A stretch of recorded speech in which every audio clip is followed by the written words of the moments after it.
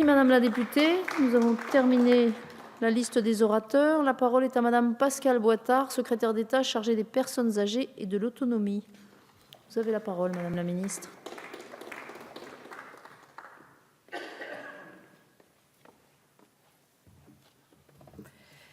Merci Madame la Présidente, Mesdames et Messieurs les députés, Monsieur le rapporteur. Tout d'abord, permettez-moi d'excuser Marisol Touraine, puisque vous avez souligné, Monsieur le rapporteur, son absence, pour vous dire qu'actuellement Marisol Touraine est au service des urgences de l'hôpital Ambroise Paré à Boulogne pour faire le point sur l'accueil et la prise en charge des patients dans le cadre de l'épidémie de grippe et apporter bien évidemment le soutien du gouvernement aux personnels qui sont très sollicités en ce moment. Avant de commencer, j'aimerais tout d'abord remercier la commission d'enquête, particulièrement bien évidemment sa présidente Sylviane Bulteau et son rapporteur Patrice Carvalho pour la qualité de leur travail, des auditions menées, des propositions qui ont été faites pour mieux accompagner et mieux traiter les personnes souffrant de fibromyalgie dans notre pays. En premier lieu, j'aimerais faire le point sur l'état de nos connaissances sur ce syndrome, au diagnostic complexe et aux causes encore inconnues pour donner un cadre à notre débat.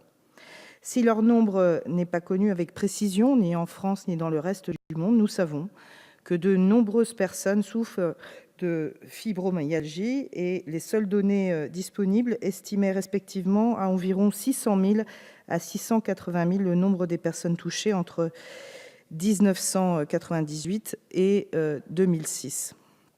Ce qui est un chiffre plutôt stable sur presque 10 ans en France. Néanmoins, on estime qu'entre 2 à 5 % de la population pourrait être touchée par ce syndrome. J'en viens à la question principale. Que recouvre le syndrome fibromyalgique? À ce jour, nous savons uniquement qu'il s'agit d'un ensemble de symptômes dont le principal est une douleur chronique majorée par les efforts, s'accompagnant de fatigue, de perturbations du sommeil et de troubles anxio-dépressifs. Au-delà de cette définition, nous ne connaissons pas les causes de ce syndrome. Ce diagnostic est posé devant la persistance des symptômes et l'absence d'autres maladies identifiées, l'anomalie biologique ou radiologique. Et à ce jour, il n'existe ni traitement spécifique, en particulier médicamenteux, ni prise en charge bien établie. Et de nombreuses questions persistent. Quelle définition précise donner à la fibromyalgie? Quels sont les critères diagnostiques? Face à ces questions sans réponse, vous comprendrez que l'enjeu aujourd'hui, c'est avant tout de mieux comprendre, de mieux préciser les causes et les conséquences de cette maladie. C'est pour répondre à ces questions que l'Institut national de la santé et de la recherche médicale travaille actuellement à une expertise collective financée par la Direction générale de la santé, dont les résultats sont prévus pour le second semestre 2017. Ces travaux permettront de faire le point sur les données de prévalence, de compléter l'état des lieux des connaissances cliniques, tant sur le diagnostic que sur la prise en charge, ainsi que des connaissances épidémiologiques. Cette expertise est réalisée autour de 5 axes principaux: les enjeux sociétaux, économiques et individuels en France et à l'étranger, les connaissances médicales actuelles, la prise en charge médicale et physiopathologie de la douleur chronique, ainsi que la problématique spécifique en pédiatrie.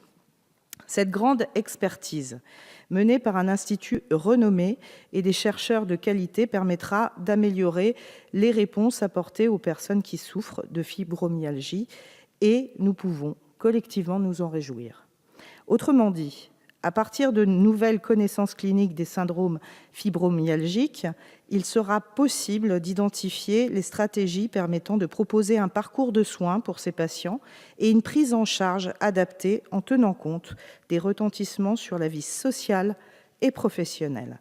Néanmoins, je veux vous annoncer aujourd'hui que la ministre des Affaires sociales et de la Santé a demandé que soit inscrit au programme de travail de la Haute Autorité de santé l'établissement de recommandations relatives à la prise en charge des patients douloureux chroniques pour une collaboration optimale entre la médecine de ville et les structures de prise en charge de la douleur, l'élaboration de recommandations portant précisément sur le diagnostic et la prise en charge médicale du syndrome fibromyalgique.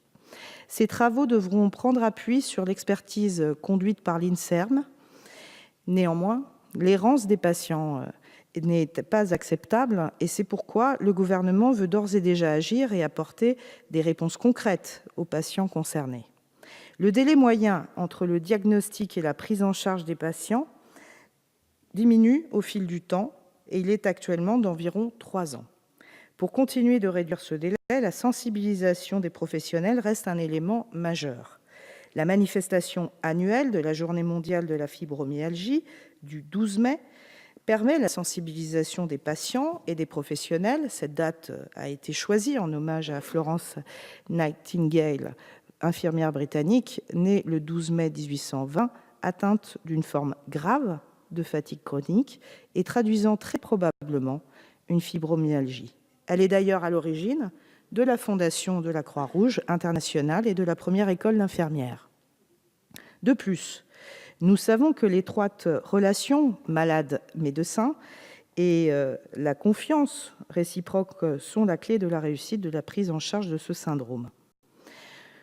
Le suivi de l'évolution des symptômes, notamment de la douleur, du retentissement sur la vie quotidienne et du maintien d'un programme personnalisé doit être mis en place par le médecin traitant.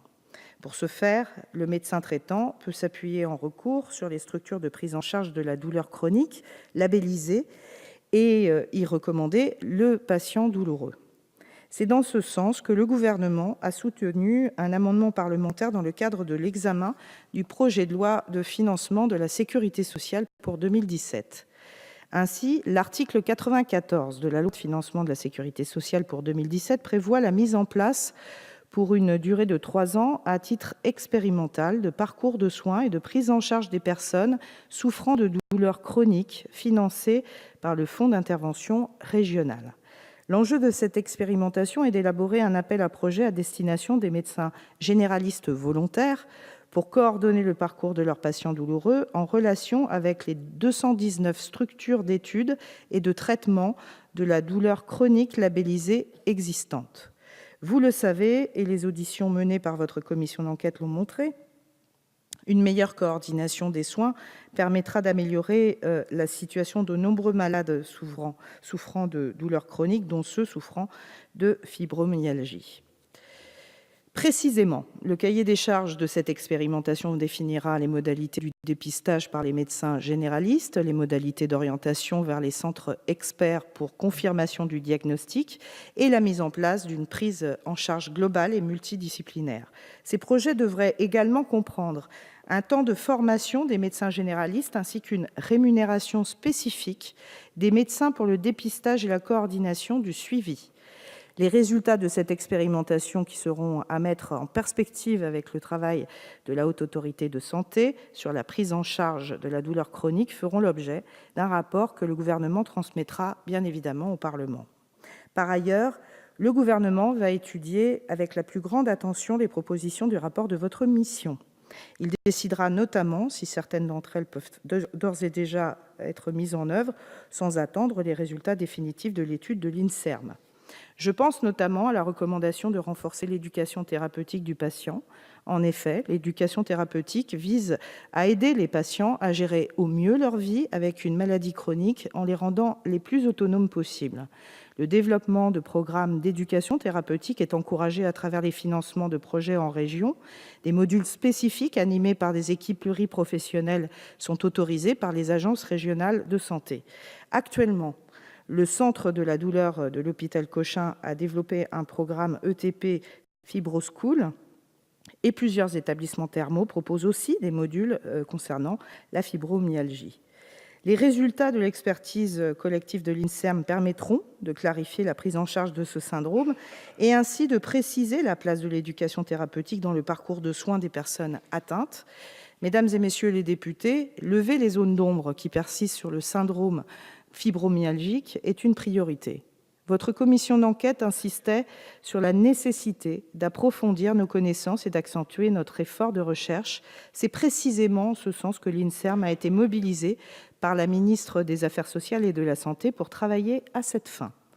Il est aujourd'hui essentiel pour nous de définir des référentiels et des recommandations de bonnes pratiques pour structurer le parcours de santé des personnes souffrant de douleurs chroniques, de coordonner la prise en charge et mieux orienter les patients. C'est tout l'objet des saisines que je vous ai annoncées aujourd'hui de la Haute Autorité de Santé, qui travaillera précisément à nous permettre d'améliorer la prise en charge et la coordination des soins des patients douloureux chroniques, puis, dans un second temps, le diagnostic et la prise en charge médicale de la fibromyalgie dans notre pays. Par ailleurs, il est parti, mais je souhaitais apporter un éclairage sur ce que décrivait tout à l'heure monsieur le député Vincent Ledoux. Vous avez, monsieur le député, a décrit une situation concrète d'une femme atteinte de cette pathologie et qui se voit dans l'obligation d'avancer, par exemple, des frais médicaux malgré de faibles revenus. Eh bien, c'est aussi pour cela que ce gouvernement s'est engagé dans la loi santé pour la prise en charge avec le tiers payant généralisé des patients. Et vous voyez aussi à travers ce syndrome qu'il est utile de pouvoir faire avancer nos textes et les droits des patients dans ce pays, et aussi de préserver, bien évidemment, son système de santé de solidarité. Les questions qui vont suivre vont nous permettre, j'en suis sûre, de prolonger cette discussion et puis d'aborder plus précisément certaines des recommandations du rapport de la commission d'enquête. Donc, place au débat. Je vous remercie. Merci, madame.